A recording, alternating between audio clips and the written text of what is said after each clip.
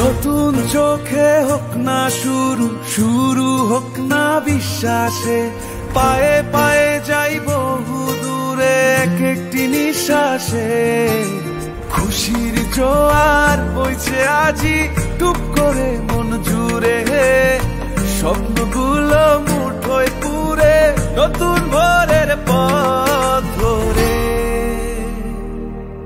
চলো খুশির বেলায় আসমান ছোঁয়া স্বপ্ন বোনাই, চলো খুশির বেলায় আসমান ছোঁয়া স্বপ্ন বোনাই, চলো খুশির বেলায় আসমান ছোঁয়া স্বপ্ন বোনাই, চলো খুশির বেলায় আসমান ছোঁয়া স্বপ্ন বোনাই। We care, we share, we believe in you. We care, we share, we believe in you. ঘরে ঘরে প্রিয় বন্ধনে আমি থাকি সারা দেশ জুড়ে, সম্ভাবনা ও সকালে গর্বিত থাকি মাথা উঁচু করে। আমার এগিয়ে চলা হার না মানা শপথে, উন্নয়নের উৎসবে আগামীর বাংলাদেশে। We care, we share, we believe in you. We care, we share, we believe in you. We care, we share, we believe in you. We care, we share, we believe in you.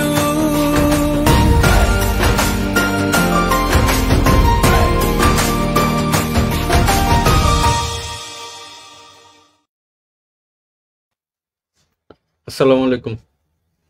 So basically আপনারা জানেন যে আমি আমার personal ওয়াল থেকে এবং একটা Facebook ইউটিউবে একটা চ্যানেল খুলছি টিয়া নামে। সেখান থেকে প্রমোশনাল নন প্রমোশনাল বিভিন্ন বিষয়ে আমার ব্যক্তিগত মতামত শেয়ার করি, এবং আজকে যে বিষয়টা নিয়ে আমি কথা বলতে চাচ্ছি সেটা আপনারা ইতিমধ্যেই হয়তো অনেকেই নিজেরাও স্টাডি করে দেখছেন। ইন্ডিয়ান দুইটা বড় স্টার্ট আপ, একটা হচ্ছে বাইজুস অ্যান্ড অ্যানাদার পেটিএম। আমি কেন আসলে এই দুইটা ভেঞ্চার নিয়ে কথা বলতেছি সেটা একটু এক্সপ্লেন করি। কনজিউমার বিহেভিয়ারের দিক থেকে আমি কিছুটা মানে বাংলাদেশের মানুষের buying behaviour and Indian buying behaviour regional হিসাবে আমরা অনেকটাই ধরেন কাছাকাছি মনে করি, বিভিন্ন কালচারাল দিক থেকে বা কনজামশন প্যাটার্ন থেকে, থট প্রসেস থেকে। আমার মনে হয়েছে যে ইন্ডিয়ান কালচারটা আমরা অনেকটাই কাছাকাছি। অ্যান্ড সত্যি কথা বলতে ধরেন বাইজুস নিয়ে কথা বলার একটা সুবিধা কি যে বাইজুস নিয়ে কথা বললে কেউ আমাকে পজিটিভ নেগেটিভ যাই বলি না কেন আমাদের লোকাল কারো স্বার্থে লাগবে না আশা করি, অ্যান্ড কারো উপকার হবে না অপকার হবে না। বাট আমি যদি আমাদের কাউকে নিয়ে বা ইভ্যালি নিয়ে কথা বললে তো সেটা দেখা যাবে বায়াস মনে হবে যে আমি ইভ্যালি নিয়ে কথা বলতেছি, দ্যাট মিনস হচ্ছে কি আমি তো ইভ্যালির যেহেতু মেন কি পার্সন আমি তো ইভ্যালির পক্ষে কথা বলবো। সো বাইজু নিয়ে কথা বলা, যেই কথাগুলো আমি বলবো সেটা আসলে আপনারা যা ইউটিউবে দেখছেন তার বাহিরে থেকে কথা বলার চেষ্টা করবো, কারণ $22 বিলিয়ন কোম্পানি সেইটা সাডেনলি $3 বিলিয়ন চলে আসছে, এখন 22 মিলিয়নও বলতেছে না বা জিরো কাইন্ড অফ, এটা একটা ডিজাস্টার ছিল। অ্যান্ড সিমিলারলি পেটিএম একটা ফিনটেক কোম্পানি, সেটাও আইপিওতে গেল, আইপিওতে তারা $2.1 বিলিয়ন রেজ করছে। তো আইপিওতে 2.1 বিলিয়ন মানে ইন্ডিয়ান স্টক মার্কেটে এটা সবচেয়ে বড় ফান্ড মানে আইপিও ফান্ড রেজিং কোম্পানি ছিল। অ্যান্ড সেই কোম্পানিটাও ভেরি শর্ট টাইম 1 বছরের মধ্যেই মার্কেটে কলাপস করছে। সো আপনারা এগুলো স্টাডি করলেই পাবেন। এবং আমি যদি প্রথমে বাইজু নিয়ে কথা বলি, বাইজুর বেসিক কিভাবে তারা রাইজ করলো অ্যান্ড কিভাবে ফল করলো, এটা আপনারা ইউটিউবে সার্চ দিলে আপনাদের মতো করে আপনারা দেখে নেবেন। ইন শর্ট যদি আমি বলি যে এটার মেইন উত্থানটা হয়েছে কোভিড টাইমে, কারণ অনলাইনের লেখাপড়া তখন খুব পপুলার ছিল। অ্যান্ড আফটার কোভিড এটা একটা ডিজাস্টার সিনারিওতে পড়ে গেছে।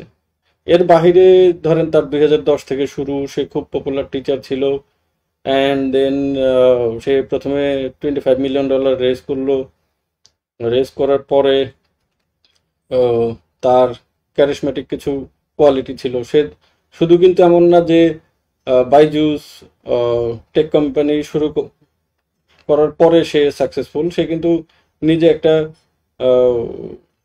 একজন ভালো শিক্ষক ছিলেন, টিচার ছিলেন, অ্যান্ড বেশ পপুলার ছিলেন। অফলাইনে সে খুবই পপুলার ছিলেন। অ্যান্ড দেন আলটিমেটলি সে টেক ভেঞ্চার শুরু করে। সো এই হিস্ট্রিগুলো আপনারা জানেন।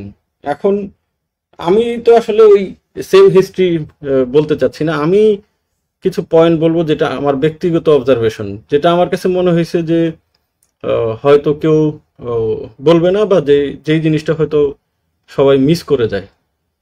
যেমন প্রথমেই আমি যদি বলি যে সবাই এককভাবে বাইজুর ওনার রবীন্দ্র আমাদের বয়স হিসাব করলে আমাদের বয়সী। সো এই লোকটা বা এই মানুষটার প্রতি এককভাবে সবাই দোষারোপ করতেছে। ডেফিনেটলি হয়তো এককভাবেই তার দোষ, কিন্তু এইখানে এই যে কালচার, এই কালচারের মধ্যে একটা সবগুলো স্টার্ট আপের একটা কমন প্রবলেম আমি পার্সোনালি ফিল করি, সেটা হচ্ছে ইনভেস্টরদের প্রেশার কেউ কোনোদিন পাবলিকলি বলে না।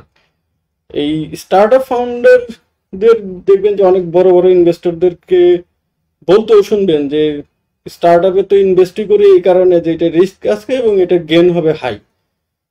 তার মানে আপনি বাই নেচার, আপনারা যারা ইনভেস্টর আছেন তারা প্রথমেই একটা ফিলোসফি তৈরি করে দিলেন যে স্টার্ট আপকে অনেক ফাস্ট মুভ করতে হবে, কারণ আমি তোমার এখানে ইনভেস্ট করতেছি only because I need to gain something quicker এবং খুব বিগার হবে। এবং তারা খুব ক্লিয়ারলি বলে, তাদের কমিউনিটিতে খুব ক্লিয়ারলি কথা, যে ভাই আমি যদি 10% রিটার্নে ইনভেস্টই করি তাহলে তো আমি অনেক সিকিউর জায়গায় ইনভেস্ট করতে পারবো। সো প্রথমেই একটা বড় চ্যালেঞ্জ হচ্ছে গিয়ে যে ইনভেস্টরের মাইন্ডসেট। দেখেন $22 বিলিয়ন ভ্যালুয়েশন, $22 বিলিয়ন মানে হচ্ছে গিয়ে আমাদের বাংলা টাকায় হিসাব করলে তো বুঝবেনই। আমরা আজকে আমাদের একটা নিউজ আমার ওয়ালে শেয়ার করছি যে এসএলএম গ্রুপের লোন হচ্ছে গিয়ে 95,000 কোটি টাকা। সেটাও যদি ডলারে কনভার্ট করেন মানে $8 বিলিয়ন হওয়ার কথা, 8 নয়। আর 22 বিলিয়ন মানে হচ্ছে গিয়ে এটারও ডাবল। সো তার মানে প্রায় 2 লাখ কোটি টাকার একটা ভ্যালুয়েশনের কোম্পানি।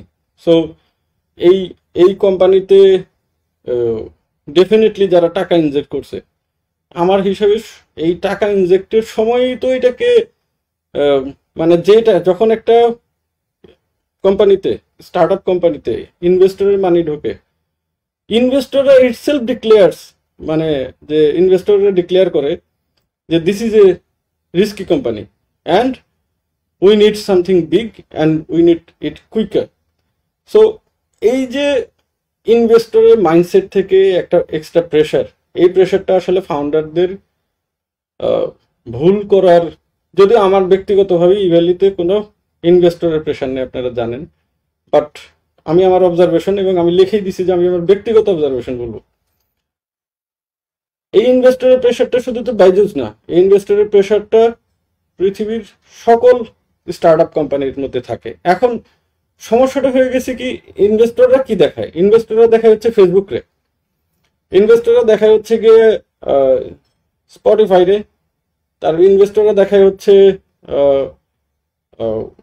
আপনার টেসলাকে, ইনভেস্টররা দেখায় হচ্ছে গিয়ে এলন মাস্কের কোম্পানিগুলোকে। এখন ধরেন ইনভেস্টররা দেখায় যে এই যে ফেসবুকে আমরা তখন, অথবা আলিবাবার জ্যাকমার আলিবাবাকে বলে যে এই যে আমরা দেখো তো ওইখানে ইনভেস্ট করছি, 10 টাকা ইনভেস্ট করে 10 লাখ টাকা বানায় ফেলছি। সো আমরা তো ইনভেস্টই করি হচ্ছে গিয়ে 10 টাকারে 10 লাখ টাকা বানানোর জন্য। That's absolutely true. বাট আপনি যদি ব্রিদিংটা না দেন, আপনি যদি ফেথ না রাখেন, আপনি যদি কন্টিনিউয়াসলি এইটাই প্রেশার দেন একজন ফাউন্ডারকে যে we need to grow fast, তারপর ফাউন্ডার গ্রো করবে, ফেল করবে, and all blames go to founder. So এই যে $22 বিলিয়ন একটা কোম্পানি বানানো হলো এই বাইজুসের, এই এই এই কোম্পানিটার প্রোডাক্টটা কি দেখেন। প্রোডাক্ট, কোন প্রোডাক্টে, মানে আমি ইনভেস্টরের মাইন্ডসেট গুলো বলার চেষ্টা করি, এবং কোন প্রোডাক্টে কি ইনভেস্টমেন্ট করে কি ভ্যালুয়েশন করছে। লেখাপড়া, শিক্ষা, আপনারা আমার বলেন শিক্ষা যতই টেস্টি করে বানানো হোক, শিক্ষার সবচেয়ে বড় এলিমেন্ট হচ্ছে ইন্টারাকশন। আমি আমি আমি বাইজুর সবগুলা প্রোডাক্ট ডিটেলস করিনি, মানে অ্যানালাইসিস করিনি, but without a teacher and without the interaction with the teachers, একটা এড কোম্পানি, সেটা হোক স্কুল, সেটা হোক কোচিং সেন্টার, সেটা হোক ইউনিভার্সিটি, সেটা হোক যে কোনো কিছু, প্রথম লাগবে তো হচ্ছে ইন্টারাকশন। মানে ডেফিনেটলি এডটেক ইজ এসেনশিয়াল। তার মানে আমি বলতেছি না যে এই যে বাইজু যে প্রোডাক্টগুলো বানাইছিল সেটা ভ্যালুলেস বা ওই সেটার কোনো ডিমান্ড নাই বা এই ধরনের। আমি নিজেও তো অনলাইন থেকে অনেক কিছু শিখি, but when it is something big like Byju, আপনাকে প্রোডাক্টটা তো বুঝতে হবে। তো বাইজু তো ফাউন্ডার, একটা ফাউন্ডার যখন তার কোম্পানিটাকে নিয়ে কাজ করবে, সে তো চাবেই যে এটার, তার ক্যালকুলেশনটা কি ছিল? তার ক্যালকুলেশন ছিল ওকে ইন্ডিয়াতে 130 কোটি মানুষ, আমি যদি মানে 10% মানুষের কাছে আমার এই প্রোডাক্টগুলো সেল করতে পারি, তাহলে 13 কোটি মানুষ থেকে যদি আমি 1000 টাকা করে নেই, তাহলে 13,000 কোটি টাকা। So this is simple calculation. এবং বাইজু যখন এটা বলবে তখন তো আসলে ইনভেস্টররাও সেটা দেখবে। এবং বাইজুর যেটা ছিল যে তার ম্যাটেরিয়ালস বানানোর যে কোয়ালিটি, সেটা খুবই ফ্যান্টাস্টিক ছিল। সো ইনিশিয়াল সে যখন কোনো ইনভেস্টরের কাছে পিচ করছে, দেন ইনভেস্টররা ইজিলি সেটা অ্যাকসেপ্ট করছেন। অ্যান্ড আরেকটা সমস্যা হচ্ছে যে ইনভেস্টররা তো ধরেন তারা বলেই যে আমরা আসলে দেখি এর আগে কে ইনভেস্ট করছে। তার মানে ইনভেস্টররা ইনভেস্ট করা হচ্ছে তার আগে এই কোম্পানিতে কে ইনভেস্ট করছে, এই প্রোডাক্টের visibility and feasibility they don't check. এখন আমাকে অনেকেই এই মুহূর্তে কথা শুনে বলতে পারেন যে আমি কি ইনভেস্টরের চেয়ে বেশি বুঝি কিনা। বেশি কম আমি জানি না। ইনভেস্টররা ইনভেস্টরদের মতো করে বুঝে, আমি ফাউন্ডাররা ফাউন্ডারের মতো করে বুঝি। আমি শুধু এটা বুঝি যে ইনভেস্টররা যেই ফিলোসফিতে কথা বলে, সেই অনেক ইনভেস্টর, আমি তো বহু ইনভেস্টরের সাথে কথা বলছি, বহু ইনভেস্টরের ফিলোসফিতে মারাত্মক রকমের ভুলের কারণে ইনভেস্টররা তো ধরেন 50টা জায়গায় ইনভেস্ট করে, 2টা জায়গায় এইরকম গেন করে, অ্যান্ড দে আর সাকসেসফুল। 48টা যে সাফারার, সেখানে ইনভেস্টরের না যত লস হয়, এর চেয়েও বেশি লস হয়ে যায় হচ্ছে গিয়ে ফাউন্ডারদের। এই ফাউন্ডারদেরকে কন্টিনিউয়াসলি প্রেশারে রাখে হচ্ছে গিয়ে এই ইনভেস্টর গ্রুপগুলা। এখন বাইজুর ক্ষেত্রে যেটা হয়েছে যে এই সিকিউর এসে ইনভেস্ট করছে, ওয়াই কম্বিনেটর করছে, এ করছে, দেন সবাই মিলে যায় করে। ভাই আদৌতেও এই কোভিড কি পৃথিবীতে সব সময় থাকবে কিনা, এই কোম্পানিতে মানে যেই এডটেক নিয়ে কাজ করতেছেন, এডুকেশন কি প্রোডাক্ট কিনা, এডুকেশনের মানে ম্যাক্সিমাম ক্যাপাসিটি কি, মানে ধরেন তাহলে তো ওই গ্রুপ অফ চেইন স্টোরের মতো গ্রুপ অফ ধরেন ইউনিভার্সিটি সব চেইন খোলা শুরু করতো। তো এটা তো আসলে বিজনেসটা হচ্ছে এটার সেকেন্ডারি অবজেক্টিভ এডুকেশনের। এডুকেশনটা তো বেশিরভাগ দেশেই পৃথিবীতে ব্যাক বাই গভর্নমেন্ট থাকে, মানে গভর্নমেন্ট এটাকে ব্যাক দেয়। এবং এটার হিস্ট্রিক্যাল অ্যানালিসিস করলে এটা স্টুডেন্ট অ্যান্ড টিচারের ইন্টারাকশন থাকতে হবে। সো আমি এডটেককে কোনো মতেই বলতেছি না যে এডটেকের প্রয়োজনীয়তা নেই। Edtech can be large, big, very big, but that not big যে $22 বিলিয়ন ভ্যালুয়েশন দিয়ে 3 বছরের মধ্যে এখানে ইনভেস্ট করা লাগবে। এরপরে যেটা হয়েছে যে ইনভেস্টমেন্টগুলো তো কয়েকটা ফরম্যাটে ছিল, কেউ কেউ ইকুইটিতে গেছে, কেউ কেউ লোনে গেছে। অ্যান্ড বাইজুস আসলে ওই মুহূর্তে করারটা কি, তাকে লোন রিপে করতে হলে either next round fund raise করতে হবে অথবা তাকে রেভিনিউ আর্ন করতে হবে। এখন রেভিনিউর যে বিষয়টা, যখন কোনো স্টার্ট আপ কোম্পানি তো হিস্ট্রিক্যাল ডাটা নাই যে রেভিনিউ প্যাটার্নটাই হবে। আজকে আপনি একটা সিমেন্ট ফ্যাক্টরি দেন, সিমেন্ট ফ্যাক্টরির মার্কেট সাইজ আপনি জানবেন যে সিমেন্ট ফ্যাক্টরির মার্কেট সাইজ কত, আপনি সিমেন্ট ফ্যাক্টরিতে কত টাকা আপনার পসিবল সেলস হইতে পারে সেটার একটা আইডিয়া আপনি পাবেন। But when there is something new, সেটা তো আসলে রেভিনিউর কোনো গ্যারান্টি কেউ দিতে পারে না। সো এই বাইজুর জন্য তখন আইদার ফান্ডের উপরে ফান্ড রেজ করতে হইতো অথবা রেভিনিউ আর্ন করতে হয়। রেভিনিউ তো আসলে রেভিনিউ দিয়ে প্রফিট করে সেই টাকা রিটার্ন করা, দিস ইজ সো ডিফিকাল্ট। এটা আসলে একটা স্টার্ট আপ কোম্পানি মানে রেভিনিউ দিয়ে যদি ফেসবুকও শুধু চলতো বা অ্যামাজনও যদি চলতো, তারা যদি কখনো স্টক মার্কেটে না যাইতো, শুধু প্রফিট করে করে কাজ করতে হইতো, তাহলে আসলে কেউই বড় হতে পারতো না। সো এটা খুব সিম্পল যে সে ফান্ড রেজ করে করে চলবে। এখন এই ফান্ড রেজ করে চলতে যে সে যে কাজটা করছে, সে খুব ডেসপারেটলি রেভিনিউ বাম্প করার চেষ্টা করছে অ্যান্ড অ্যাবনর্মাল প্রেশার এমপ্লয়ীদেরকে দিছে এবং এমপ্লয়িরা অ্যাবনর্মাল প্রেশারে ফলস রেভিনিউ জেনারেট করছে। সো অ্যাজ ইউজুয়াল যখন পুরোটাই ফলস, তখন আসলে এন্ড রেজাল্টটা খুব মানে কি বলে, এটা কি হবে এটা সবাই জানে। অ্যান্ড ফাইনালি এখন যে সিনারিও বাইজুসের, যে সব ইনভেস্টররা এখন বাইজুসকে ব্লেম করতেছে। অ্যান্ড দেন ডেফিনেটলি যখন ধরেন যদি এটা সাকসেসফুল হতো, সে তার অনেকগুলো ভুল হয়তো থাকতে পারে, সেই ভুলগুলো কেউ দেখেন, সে এখন এমন বলা হচ্ছে ধরেন একটা বড় বাড়ি করছে, আমি জানি না মানে নিউজটা আমি এক্সাক্ট শিওর না, ধরেন 500 কোটি টাকা দিয়ে সে বাড়ি কিনছে আউট অফ 2 লাখ কোটি টাকার। এখন এটা কিন্তু মারাত্মকভাবে ক্রাইম মনে হবে। যদি সে সাকসেসফুল হতো তাহলে এটা ক্রাইম হতো না। আর এই ক্রাইমগুলোকেই মনে হচ্ছে যে এই ক্রাইমটার করার কারণে, এই 500 কোটি টাকা দিয়ে বাড়ি কেনার কারণে তার আসলে বিজনেসটা ফেল করছে, সে আনএথিক্যাল। ডেফিনেটলি এটা করা উচিত হয়নি তার, আনটিল আনলেস মানে he is earning money directly from মানে প্রফিট, তার কোনোভাবেই আসলে তার ফ্যামিলি মেম্বার্স বা কাউকে এখানে ইনক্লুড করা ঠিক হয়নি। বাট প্রবলেমটা কি? প্রবলেম হচ্ছে যে এখন কি হবে? এখন তাকে ক্রিমিনাল বলে তাকে বের করে দিয়ে তাকে ছাড়া আসলে কি এই জায়গাটার রিকভারি করা যাবে কিনা? এখন কি বাইজু রিকভারি করতে পারবে? $22 বিলিয়ন আবার নিতে পারবে? It depends. সো পারবে কি পারবে না সেটা নিয়ে আসলে আমার কোনো অবজারভেশন নেই। আমার কি করতে পারে সেটার ক্ষেত্রে আমার মনে হয়েছে যে বাইজুস এখন ইনভেস্টরের মতামত বা তার এগেনস্টে অনেক ইন্টারন্যাশনাল কোর্টে মানে মামলাও হয়েছে। সো তাকে এখন স্ট্রাগল করতে হবে। বাট ওভারঅল ইনভেস্টরের এই মাইন্ডসেটগুলো যদি চেঞ্জ না হয় তাহলে আসলে একটা বাইজু না, এরকম কন্টিনিউয়াসলি অনেক বাইজুস জন্ম নেবে এবং ধ্বংস হবে। সো বাইজুসের দোষ আছে, বাট আমি মনে করি তার এখানে যারা ইনভেস্ট করতেছিল তাদেরও আসলে মানে চেক করা দরকার ছিল যে এটার বেসিক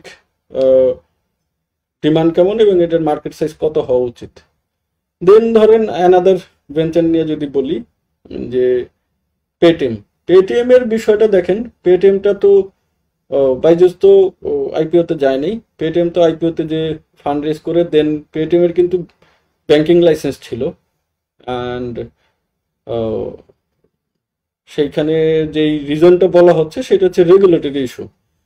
এখন পেটিএম নিয়ে খুব বেশি ইনফরমেশন বা মানে অ্যাজাম্পশন দেওয়া আমার ঠিক হবে না, বাট এই যে ব্যাংকিং এর মতো একটা সেন্সিটিভ পার্ট, আমি ব্যক্তিগতভাবে মনে করি banking cannot be handled by any startup founder, should not be, মানে সিঙ্গেল হ্যান্ডেডলি। মানে ব্যাংকিং হচ্ছে গিয়ে এক ধরনের শুধু ফাইন্যান্সিয়াল ট্রানজেকশনকে এটা ডিল করে না, ব্যাংকিং সিকিউরিটি ইস্যুটা এখানে সবচেয়ে বড়, এবং যে জিনিসটা মোস্ট এসেনশিয়াল সেটা হচ্ছে ব্যাংকিং চ্যানেলে অবৈধ ট্রানজ্যাকশনগুলো কন্ট্রোল এবং মনিটর করা। বাইজুস পেটিএম এর কি একটা ফল্ট কিন্তু ধরা হয়েছে, এটা কেওয়াইসি, মানে কেওয়াইসি মানে no your customer.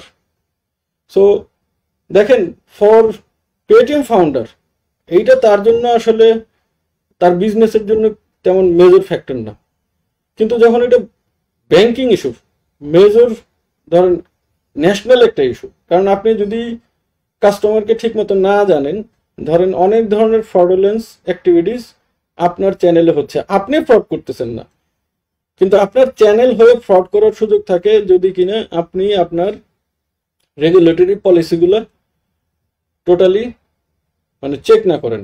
R bank itself should not run only for the profit.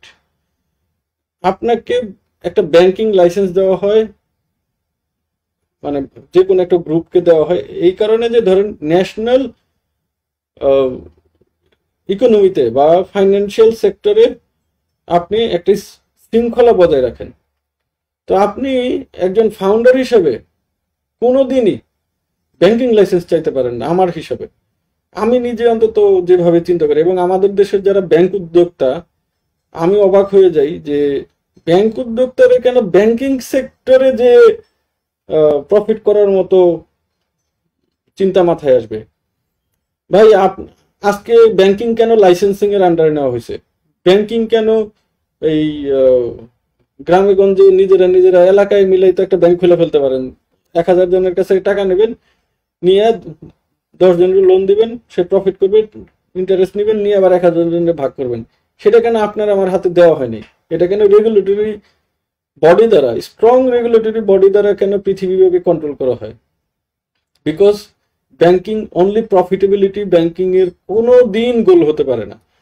মানে আপনি আপনার কেওয়াইসি ফলো না করে, আপনি রেগুলেটরি চ্যালেঞ্জগুলো একসেপ্ট না করে আপনি সব করতে পারেন, সব ধরনের বিজনেস যা ইচ্ছা করেন, আপনি অন্যান্য বিজনেসে করেন, বাট ব্যাংকিং এ যে বলতে পারেন না যে আমি শর্টকাট কেওয়াইসি বানাইছি, ইম্পসিবল। কারণ আপনি দেখেন, মানে ধরেন অনলাইন জুয়া, এই জুয়া যদি ব্যাংকিং চ্যানেলের মধ্যে একসেপ্ট করা হয়, আপনার তো লস নাই, আপনি দেখাবেন যে আপনি মানুষের টাকা নিছেন, টাকা দিছেন, বাট এই অ্যাক্টিভিটিসটা আপনার চ্যানেলের থ্রুতে হইলো, দ্যাট ইজ সুপার, মানে কি বলবো, এটা হচ্ছে মহাপাপ টাইপের। মানে এখন আপনি ভাবলেন যে আমি তো ভাই কে জুয়া খেলতেছে আর কে এটা দিয়ে মসজিদে দান করতেছে সেটা দেখা তো আমার দায়িত্ব না। বাট আপনাকে মনে রাখতে হবে, যখন আপনি ফিনটেকে ঢুকবেন, এনি কাইন্ড অফ ফাইন্যান্সিয়াল ট্রানজ্যাকশনে যখন আপনি ঢুকবেন, তখন আপনি ডেসপারেট হইতে পারেন না। You cannot be so desperate যে প্রফিটেবিলিটি আপনার সোল গোল হতে পারে না।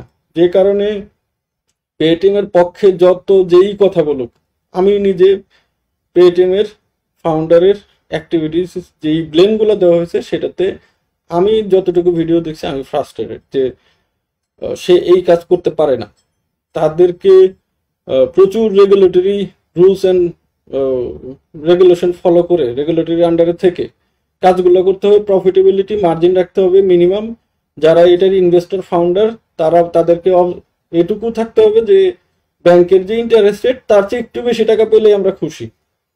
আপনি ফিনটেক দিয়ে পৃথিবীর জায়ান্ট একটা কোম্পানি হবেন, this is absolutely wrong concept. আপনারা পেপল থেকে একটু দেখেন, পেপলের রেগুলেটরি যেইভাবে অথরিটি যেভাবে মনিটর করে এবং তারা যেটা ফলো করে, আমি নিজেই তো শুনি যে মানে ব্যাংকের অ্যাকাউন্ট থেকে খোলার চেয়ে পেপাল নাকি এর চেয়ে বেশি স্ট্রিক্ট। সো তারা যদি চিন্তা করতো যে আমরা ট্রানজাকশন ওপেন করে দিই, তাহলে তো পৃথিবীর সব ট্রানজাকশন পেপালের থ্রুতে হইতো। এই যে পেটিএম যখন কাজগুলো করছে, তারাও আসলে ওই বিভিন্ন ধরনের, আমার ধারণা তাদের যারা ইনভেস্টর আছে তারা এটার স্টার্ট আপ হিসাবে নিছে, এবং স্টার্ট আপ হিসাবে নিয়ে এটা থেকে বিগ রিটার্ন, কুইক রিটার্ন আশা করছে। বাইজুসের ক্ষেত্রে আমার কাছে ইনভেস্টরের প্রেশারটা আমি বাইজুসের ক্ষেত্রে অনেক বেশি ফিল করছি তার, বাট পেটিএম এর ক্ষেত্রে আমার ফাউন্ডারের টোনটাই পজিটিভ মনে হয় নাই। সে এখন পর্যন্ত মানে সুইচ করার চেষ্টা করে। সে নরেন্দ্র মোদীর বিশাল বিশাল পোস্ট দিয়ে, পেপারে দিয়ে তেল টেল মেরে অস্থির করে ফেলছে। No need.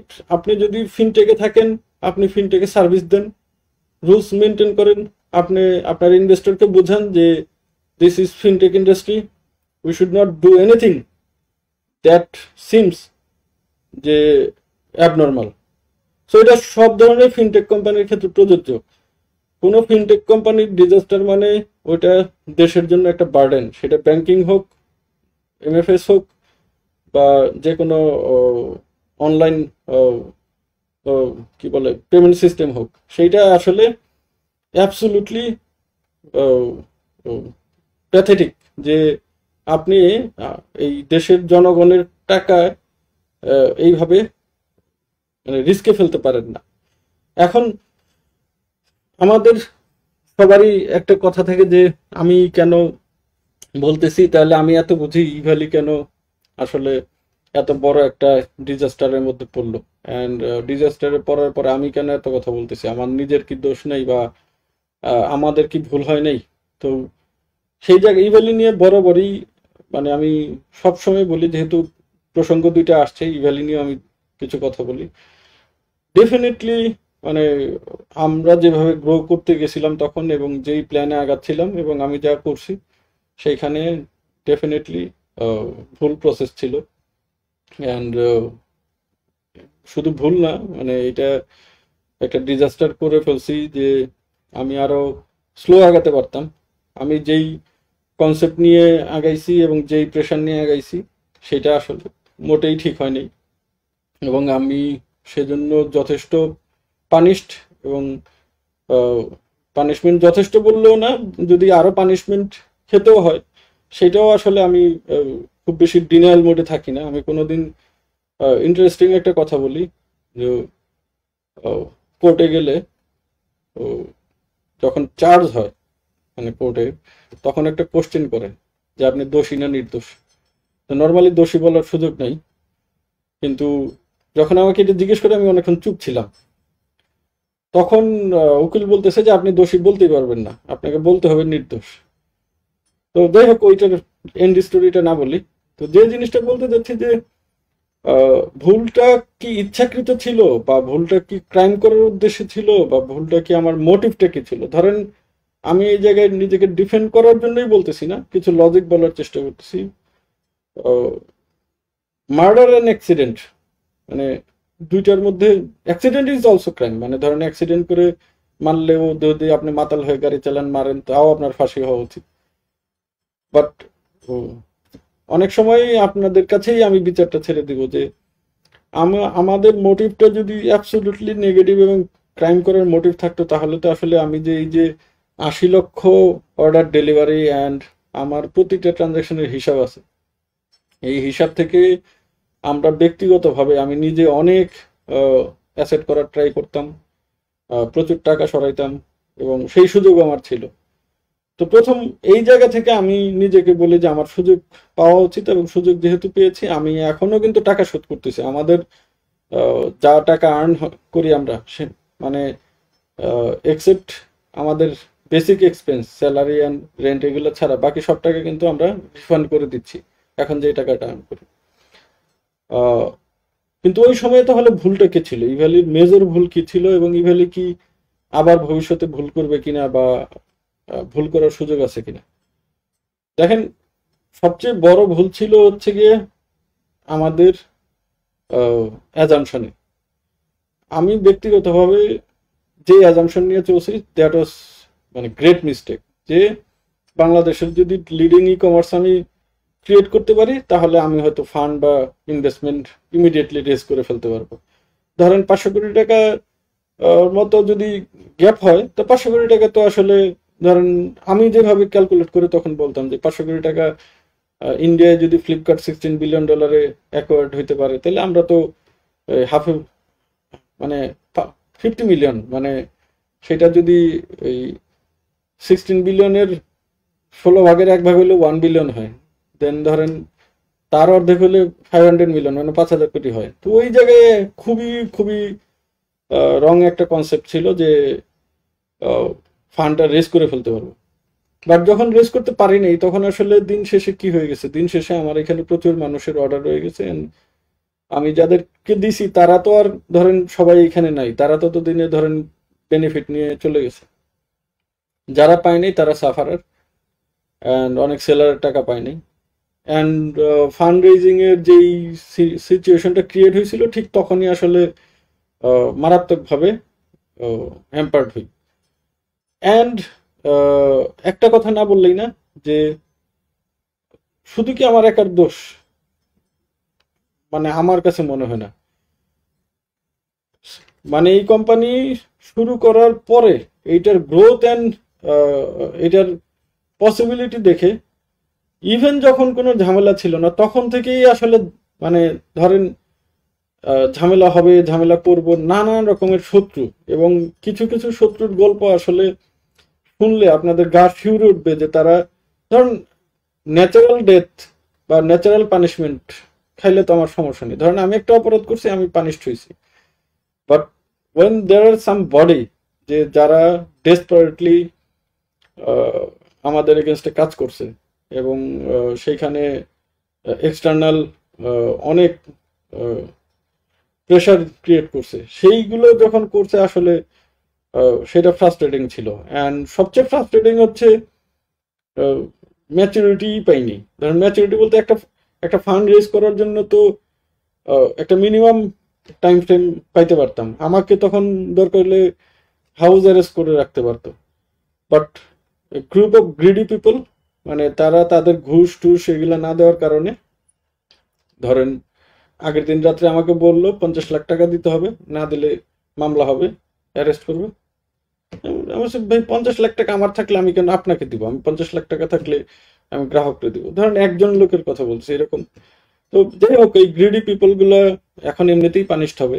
তো যে লোকটা ফোন করছিল সেই লোকটা আমার ধারণা অলরেডি সে দেশে থাকার কথা না। তো যে পয়েন্টে বলতেছিলাম যে ওই সময় তো আসলে পজিটিভলি অনেক কিছু করা যেত, আমরা নিজেরাও তখন রেগুলেটরি বলতেছিলাম যে আমাদেরকে একটু সুযোগ দেন, আমরা ফান্ড রেজ না করতে পারলে দেন একটা রানিং কোম্পানি। তো আমি তো আর আইনের মানে ধরেন আমার কোম্পানি আইনের ব্যত্যয় করে তো কোনো কিছু করিনি। যেটা হয়েছে, যে জিনিসটা আপনারা ডাউট করতেছেন যে ফেল করবো, সেই ফেলটা তো আমার সুযোগ, ধরেন আমি ফান্ড রেজ করতে না পারলে দেন আসলে আমাকে তো সবসময়ই সুযোগ ছিল পানিশ করার। যাই হোক, একবার পানিশড হয়েছি, অ্যান্ড এখন বরাবরই আমি প্রেস কনফারেন্স করে সুযোগ চাই, অ্যান্ড লাইভেও বারবার বলি যে আমাকে একটু সুযোগ দেন। আমি 2 বছরের টাইম ফ্রেম টোটাল চাচ্ছিলাম, অ্যান্ড সেইটার একটা ধারাবাহিকতা আগাচ্ছি। তো যদি সব ঠিক থাকে, আমি এখনো হাইলি কনফিডেন্ট অনলি 500 কোটি টু 1000 কোটি টাকার একটা ই কমার্স ইন্ডাস্ট্রির জন্য আমি এখনো কিছুই মনে করি না এটা সিঙ্গেল শট ইনভেস্টমেন্টেই রেস করে ফেলতে পারবো।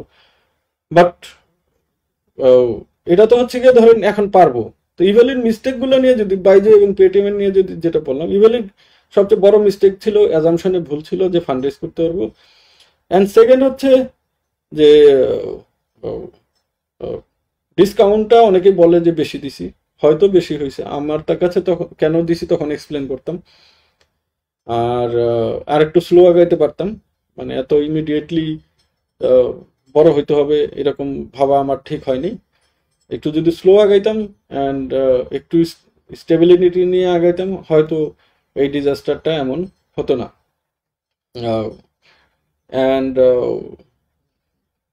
ওই সময়ে কন্ট্রোলার মনিটরিং এর ব্যাপারে যেই অবজেকশনগুলো আসে, সেটা আসলে সাডেনলি বড় হওয়াতে অনেক কিছুই কন্ট্রোল মনিটর প্রপারলি করতে পারিনি। তবে যদি বলেন যে ফ্রেমওয়ার্কের কোনো ঝামেলা ছিল কিনা বা মার্কেট নিয়ে প্রোডাক্ট ফিট নিয়ে, সেইখানে আমি এখন পর্যন্ত যে কারো কাছে সাথে চ্যালেঞ্জ করে বলতে পারি যে ইভ্যালি যেই বিজনেসটা এখন পর্যন্ত করতেছে, এখন যেই প্রোডাক্টটা নিয়ে কাজ করতেছে, যেই সেগমেন্টে কাজ করতেছে, দিস ইজ হিউজ। মানে এইখানে রেভিনিউ আর্ন করা, প্রফিট আর্ন করা যথেষ্ট সুযোগ আছে, শুধুমাত্র প্রপারলি ক্লিক করাইতে পারতেছি না। প্রপারলি ক্লিক করতে না পারার অনেকগুলো কারণ এখনো আছে। এখন ধরেন আমরা মারাত্মকভাবে যেহেতু অনেক বড় ডেট, সবসময়ই একটা ডেট অ্যাডজাস্টমেন্টের প্রেশার থাকে। সো বিজনেসকে স্মুথ করার জন্য যেইভাবে ফান্ড ইনজেক্ট করা দরকার, সেই জায়গায় সবসময় চ্যালেঞ্জে থাকি। সো এই কারণে এক্সপেকটেশন অনুযায়ী গ্রোথটা হয়তো পাই না। বাট শুধু ইলেকট্রনিক্স আইটেম বিক্রি করে বছরে যেই টাকা লাভ করা সম্ভব, সেই টাকা লাভ করে মানে ভেরি শর্ট পিরিয়ডে সব দেনা শোধ করা সম্ভব, শুধু ইলেকট্রনিক্স আইটেম, বাকি আইটেম বাদ দিলাম। এই যে প্রোডাক্ট ফিট এবং এই যে মার্কেট ডিমান্ড এবং এই যে প্রবলেম সলভ করাটা, এই জায়গায় আমার কোনো ডাউট নেই যে ইভেলি যে প্রবলেমটা সলভ করতেছে, ধরেন ম্যানুফ্যাকচারিং টু কনজিউমার, সেই জায়গা নিয়ে কোনো সমস্যা নেই। সমস্যাটা হচ্ছে যে তাহলে কেন এখনই খুব ভালো করতে পারতেছি না। Number one, negative perception. ধরেন ইভেলি নামটা শুনলেই একটা গ্রুপ, এবং বিশাল একটা গ্রুপ, এখনো মনে করে যে this is something very bad, এবং যত ভালো প্রোডাক্টই দেই আর যেভাবেই দেই একটা গ্রুপ অ্যাকসেপ্ট করতে চাচ্ছে না এখনো। তাদের ধারণা যে ইভ্যালি থেকে কেনাকাটা করাটা একটা ব্যাড রেপুটেশন। সো এই ব্যাড রেপুটেশনটা কিন্তু আমি এক তুড়ি দিয়ে উড়াই ফেলতে পারবো না, এটাকে গুড রেপুটেশন দিয়ে রিপ্লেস করতে হবে।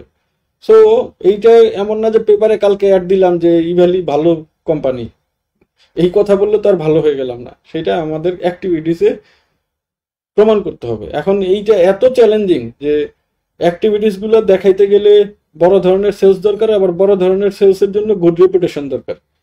এখন গুড রেপুটেশন একটা হচ্ছে গিয়ে সার্ভিস দিয়ে দিয়ে বাড়াইতে হবে, অ্যান্ড অ্যানাদার অপশন হচ্ছে গিয়ে যদি রিয়েলি এখানে কোনো ইনভেস্টর বা ইনভেস্টর বা কোনো স্ট্র্যাটেজিক পার্টনার যদি ইভ্যালিকে অ্যাকসেপ্ট করে নেয়। ধরেন ইভ্যালি কালকে যদি ডিক্লেয়ার করে যে কোনো একটা কোম্পানি যদি কালকে বলে যে ইভ্যালিতে জাস্ট $10 মিলিয়ন দিব, পরশু দিন এই সেলস আজকের সেলসের অ্যাটলিস্ট 30 গুণ হবে। কেন হবে? কারণ ওই যে ব্যাড রেপুটেশন, যে ব্যাড পারসেপশন ইভ্যালির আছে, সেই পারসেপশনটা ইভ্যালি থেকে চলে যাবে। সো প্রথম চ্যালেঞ্জে আছে হচ্ছে রেপুটেশনাল ইস্যু। সেকেন্ড হচ্ছে গিয়ে এখনো ধরেন আমরা স্যালারি অন টাইম দিতে, সেলারদের টুকটাক অ্যাডজাস্টমেন্ট করতে, কুরিয়ার ফি, এগুলা ধরেন যেই এক্সপেকটেশন নিয়ে করতে চাই সেই এক্সপেকটেশন অনুযায়ী পারি না। ধরেন এক মাসে 50 লাখ টাকা আসলো, দেখা গেল যে 25 লাখ টাকা আমার খালি বিভিন্ন ধরনের ওল্ড ডেট ক্লিয়ার করতে যাচ্ছে, বাকি 25 লাখ টাকা দিয়ে স্যালারি, রেন্ট, স্যালারির অ্যাডজাস্টমেন্ট সবকিছু করতে যেয়ে হিমশিম খেয়ে যাচ্ছি। আবার ওই 25 লাখ টাকা না দিলে তখন সবাই বলে যে সুযোগ দিছি কেন। এখন হয়তো আপনি পাচ্ছেন না, কাউরে না কাউরে দিচ্ছি, কিন্তু দিচ্ছি, সেটা তো ভোক্তা অধিকার সংরক্ষণ অধিদপ্তরের থ্রুতেও 47 লাখ দিছি। সো তার মানে যে এক্সপেকটেশন নিয়ে কাজ করতে চাই সেই এক্সপেকটেশন নিয়ে আসলে কাজটা করতে পারি না। যদি সার্ভিস আরো বেটার দিতে পারতাম, সেলস বাড়তো।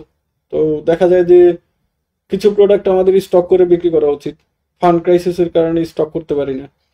আমরা জানি যে ধরেন গরমের সময় এসি সেল হতো, তো আমাদের কাছে টাকা থাকলে আমরা হয়তো 50 কোটি টাকার এসি কিনে সেল করতে পারতাম এবং সেখান থেকে হয়তো 5 কোটি টাকা প্রফিট করতে পারতাম। But for the lack of money সেটা পারা যায়নি। So reputational issue, then expense maintain করার ইস্যু, দেন ইনভেস্টমেন্ট ইস্যু। এই ইস্যুর কারণে ধরেন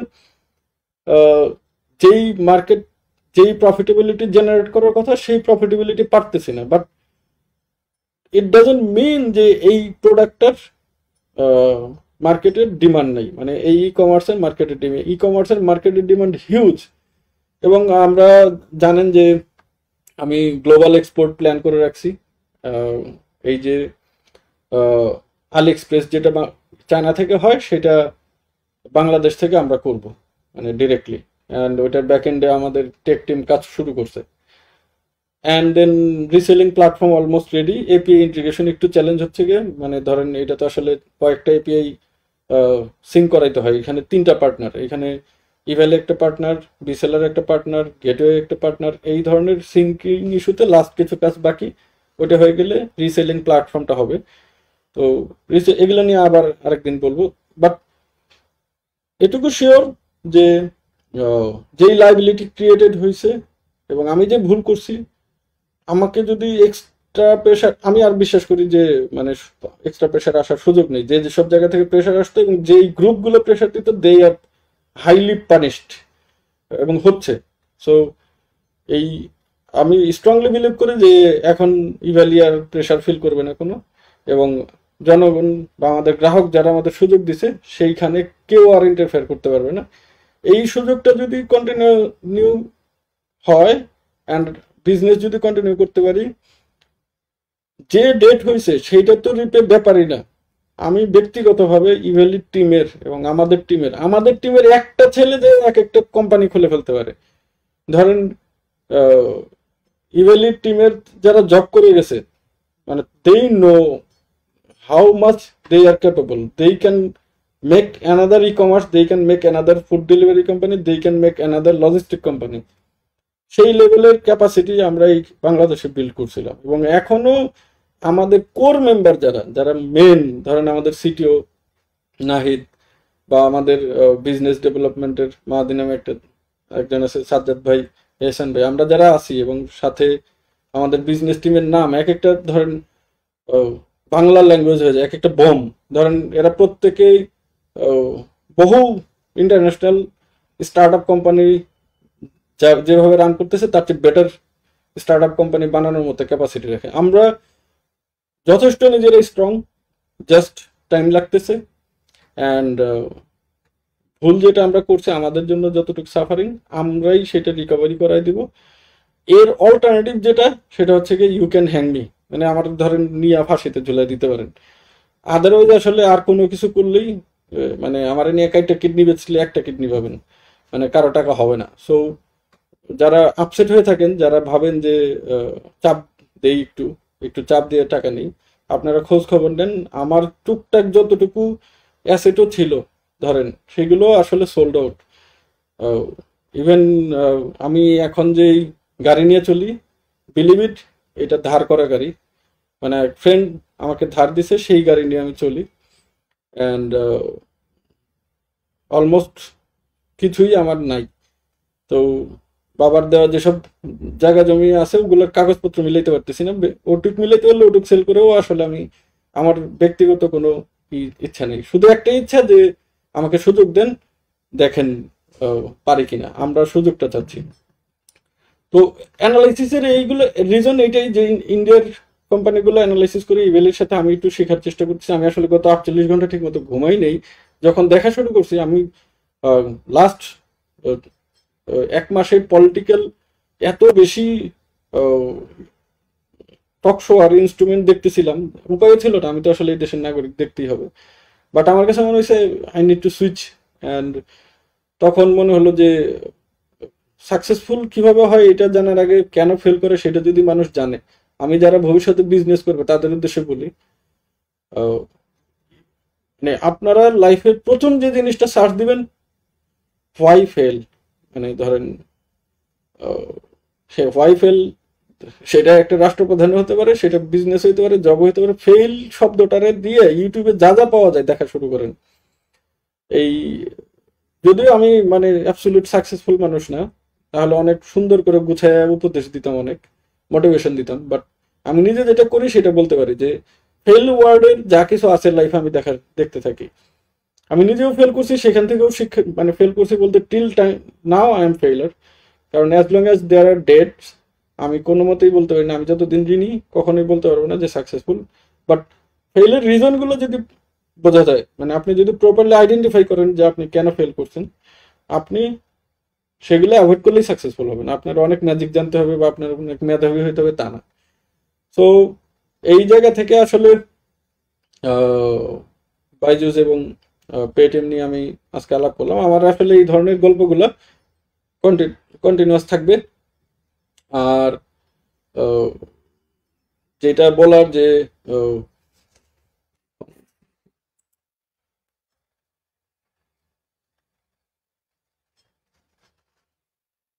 একজন একটু যে নগদের গেটওয়ের আপডেট, নগদের আপডেট নিয়ে, নগদ নিয়ে আমি বলি, নগদের গেটওয়ের লিস্টগুলো আমরা কন্টিনিউয়াসলি দিই এবং সেই চ্যালেঞ্জগুলো আমি আলাদা করে রিফান্ড নিয়ে একটা লাইভ করছি, সেখানে দেখতে পারেন কিভাবে কি যাচ্ছে, ওইটা একটু ডিটেলস দেখেন।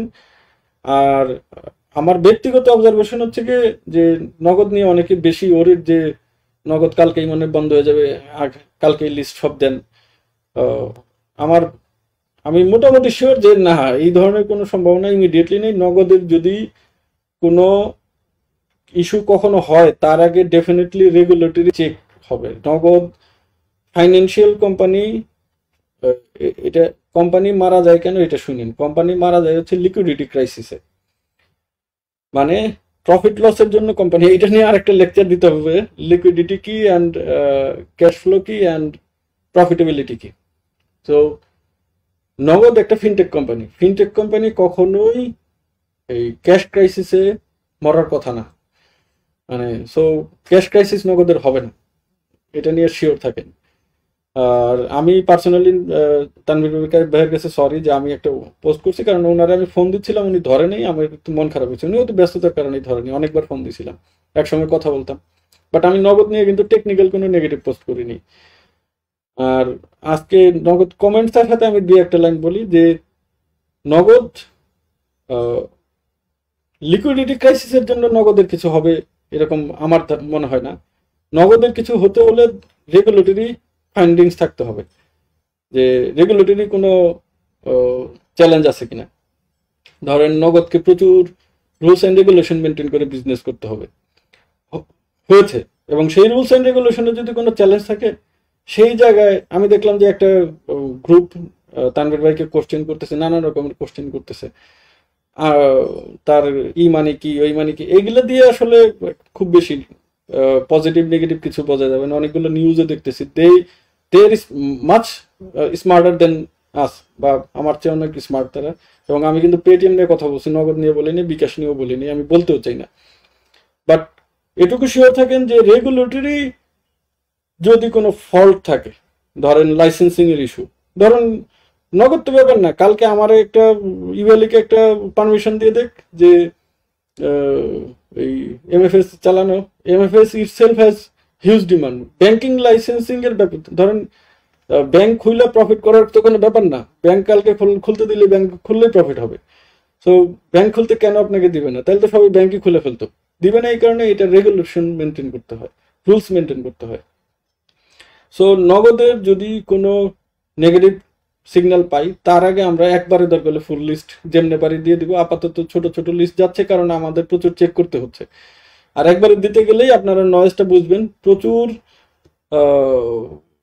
ডেলিভার্ড ডাটা আছে, যারা এখন ক্লেম করতেছে তারা ডেলিভার্ড পায় নাই, কারণ ওই সময় সেলাররা ডিরেক্ট প্রোডাক্ট দিত, এবং এইটা আমি একটা ডিজাস্টারের সিনারিও ফেস করব এটা তাড়াহুড়া করতে গেলে। তো কন্টিনিউয়াসলি দিচ্ছি, আমরা বলছি যে গ্রুপে মেসেজ দেন বা পেজে মেসেজ দেন, যেভাবে পারেন আমাদেরকে জানান, ইমেল করেন, আমরা কিন্তু আমাদের কাছে যা ডেটা এবং আপনাদের থেকে যা পাচ্ছি সেটা ম্যাচ করে আমরা কিন্তু কন্টিনিউয়াসলি দিচ্ছি। এই সপ্তাহে একটা ডেটা যাবে এবং নগদ ডেটা গেলে ডেলিভারি করবে। আমরা একটু নগদের দিক থেকে আপসেট হয়ে যে আমরা বারবার রিপোর্ট চাই, তারা একটু ডিলে করে, একটা রিপোর্ট পাঠাইলে 1 মাস পরে ডিসবার্সমেন্ট, তারা আবার বলে যে একবারে সব দেন আমরা দিয়ে দিই, তাদের কাছে টাকা আছে। এই জায়গায় কিছু তো থাকে, কিন্তু মানে বড় ধরনের স্কেয়ারিং সিনারিওতে এখনো যায় নাই। নগদের ইটসেলফ লিকুইডিটি ক্রাইসিস হওয়ার সুযোগ নেই, নগদ একটা ফিনটেক কোম্পানি, লিকুইডিটি ক্রাইসিস হইতে হলে এটাকে জিরো ট্রানজেকশন আসতে হবে, জিরো ট্রানজেকশন কোনোদিন হবে না, তার ডিলার আছে, ডিপো আছে। তো এটা হয় না, মানে ধরেন একটা ব্যাংক, আর নগদ তো ক্যাশ কাউন্টার খুলে বসে থাকে না, তার ক্যাশ লিমিট আছে, একদিনের লিমিট আছে, নানান কারণেই এটা আসলে লিকুইডিটির কারণে অ্যাক্সিডেন্ট হওয়ার কোনো চান্স নেই। রুলস যদি নগদ ফলো করে থাকে অ্যান্ড রেগুলেটরি যদি কোনো চ্যালেঞ্জ না থাকে, নগদ ভালো করবে। আর যদি রেগুলেটরি গ্যাপ থাকে, এটা যতই টাকা পয়সার মালিক হোক, মানে end of the day it will not survive. যদি রেগুলেটরি কোনো চ্যালেঞ্জ থাকে, আমি আবার বললাম, এখানে মালিকানায় কোনো ঝামেলা থাকলেও ঝামেলা, এইখানে লাইসেন্সিংয়ের কোনো ঝামেলা থাকলেও ঝামেলা, এইখানে পলিসিগত কোনো গ্যাপ থাকলেও ঝামেলা, এবং প্রচণ্ড রকমের কশাস থাকতে হয় এই ধরনের কোম্পানিকে, technically and overall. So Tanvir ভাই যিনি, ওনাকে আমার যথেষ্ট হার্ডওয়ার্কিং একটা গাই মনে হয়েছে, এবং আমি বিশ্বাস করি যদি কোনো গ্যাপ না থাকে তাহলে ডেফিনেটলি নগদের। আর আমাকে নিয়ে দেখলাম এক ট্রল আছে, আমি নাকি নগদরে খুঁজতেছি, এরকম কোনো কিছু নাই। সো আমি ওভারঅল অবজারভেশনের কথা বলছি। যেমন একটা কথা বলছি যে নগদের এক্সপেন্স দেখে, তার এক্সপেন্সের স্টাইল দেখলে যে কেউ ডাউট করবে, যেটা এই ভ্যালিকে নিয়ে করছে। ধরেন যেই পরিমাণ অ্যাডভার্টাইজমেন্ট আমাদের নগদের হয়েছে, সেই অ্যাডভার্টাইজমেন্ট নিয়ে ডাউট থাকতে পারে যে এত অ্যাডভার্টাইজমেন্ট করলে তো তার মানে বোঝা মনে হচ্ছে যে নগদ 2-3 হাজার কোটি টাকার মতো খরচ করে ফেলছে। অ্যাডভার্টাইজমেন্ট স্টাইল দেখে অনেকের ধারণা হবে। তো সেই ধারণা থেকে তাহলে ডেফিনেটলি কেউ না কেউ টাকাগুলো দিছে। যেহেতু পাবলিক মানি ইউজ হয়নি, তার মানে ইনভেস্টরের টাকা আছে। সেই ইনভেস্টরের টাকা দেখলে আসলে নগদ কিভাবে চলছে এটা বোঝা যাবে। এবং আমি বিশ্বাস করি তারা, আজকে একটা নিউজ দেখলাম যে ইনভেস্টর লিস্ট পর্যন্ত তানভীর ভাই সবাইকে দেখাই দিছে।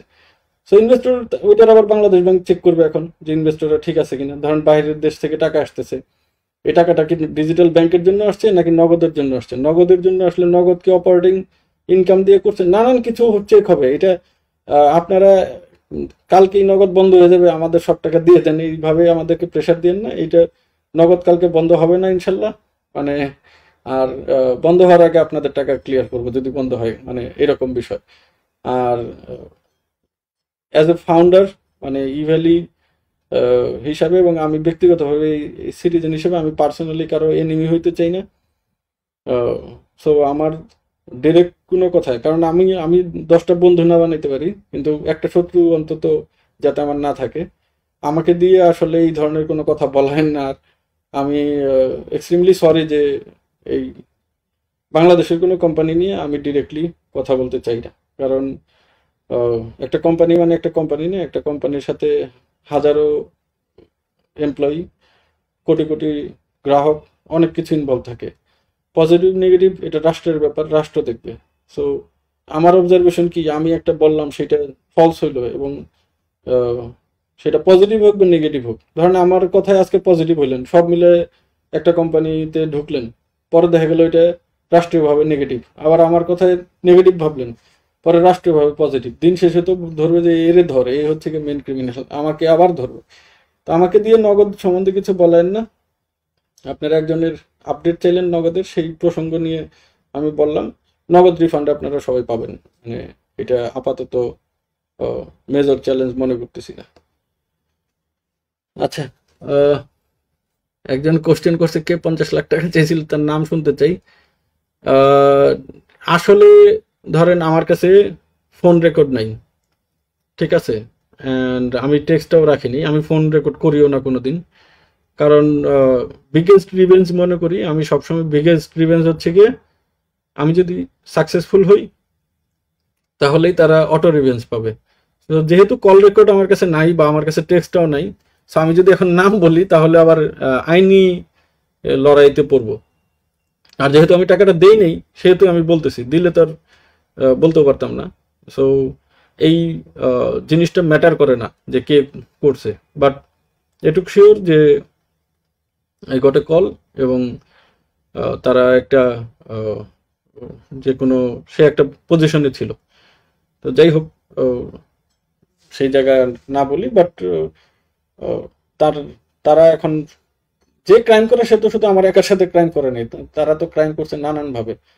তবে কেউ একজনের নাম কখনো ভাইবেন না যে আমাদের কি জানি আইসিটি যিনি ছিলেন উনি না, হ্যাঁ উনি না। সো ওনার কথা ভাইবেন না, অনেকে ভাবতে পারেন যে ওনার সাথে আমার কথা হচ্ছিল উনি চাইছে কিনা বা উনি ওইরকম না। তো এটা অন্য পজিশনের একজন যারা অ্যারেস্ট করাইছে বা যেই গ্রুপ করাইছে তাদেরকেও। সো তার আগে কিন্তু আমার নামে কোনো মামলা ছিল না, মামলা দিয়ে অ্যারেস্ট করে বন্ধ করা হয়েছে। সো ঠিক আছে, এইটা নিয়ে দরকার হলে কখনো আবার কথা বলার মতো মনে হলে বলবো। আপাতত আজকে এই পর্যন্তই। অ্যান্ড বাংলাদেশের প্রতিটা ইনভেস্টর, প্রতিটা উদ্যোক্তা এবং প্রতিটা গ্রাহক, প্রতিটা এমপ্লয়ি নিরাপদ থাকুক এবং সবাই ভালো করুক। বিশ্বাস করেন, সবাই ভালো করুক, মানে একটা কোম্পানি যাতে কোনো কারণে বন্ধ না হয়ে যায়। আপনারা সব করেন কিন্তু কোম্পানিকে মাইরেন না। কোম্পানি একটা সন্তানের মতো, ধরেন সেই জায়গায় কোম্পানি ইটসেলফ ক্রিমিনাল হয়ে যায় না, কোম্পানিকে ক্রিমিনাল ভাবে রান করাইতে হয়। সো কোনো কোম্পানিকে বন্ধ করেন না। অ্যান্ড যদি কোনো চেঞ্জেস আনা দরকারই হয়, যদি মনে করেন যে ইভ্যালিতে রাসেল খারাপ, রাসেলের সরাই অন্য করে আনবেন। বাট ইভ্যালির এমপ্লয়ি থাকে, ইভ্যালির গ্রাহক থাকে, ইভ্যালির সেলার থাকে।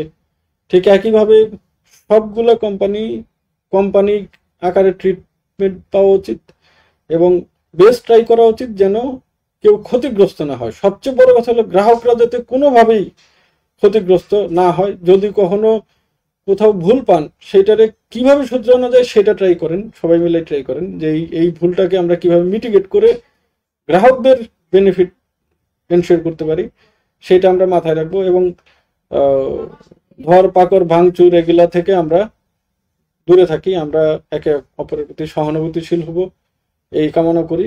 এবং আমি ইভ্যালির গ্রাহকদেরকে অবশ্যই সেজন্য অসংখ্য ধন্যবাদ দিই যে ইভ্যালির গ্রাহকরা সবসময় ইভ্যালিকে সময় দিয়ে, সুযোগ দিয়ে সহযোগিতা করছে। সবাই ভালো থাকবেন, আমাদের জন্য দোয়া করবেন। আসসালামু আলাইকুম।